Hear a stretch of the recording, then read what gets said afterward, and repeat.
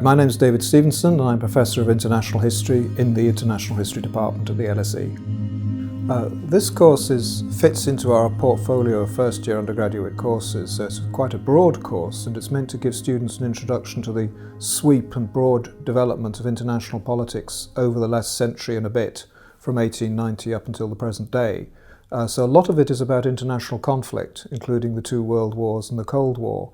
But it's also looking at underlying structural changes in international relations during that period. So it looks, for example, at topics like decolonization, the decline of Europe, and also West European integration.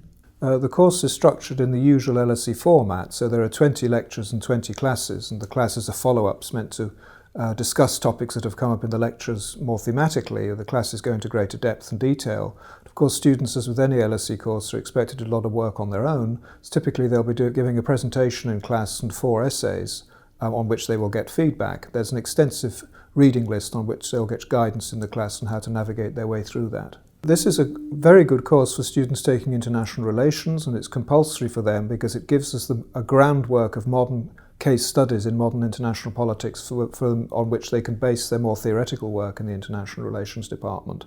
But for students moving into international history, it's also a very good roadmap because it gives them a broad sense of the structure and major trends in the last century of global history. And a lot of the more specialised work that they can do in the second and third year will fit into that broader framework, and this will give them a pattern and a background and a basis for their further study. The obvious answer, the sort of simple answer, is that you can't understand the present without understanding how the present was put into being and the world that we have today was constructed through conflict and through a negotiation over a century from 1914 onwards.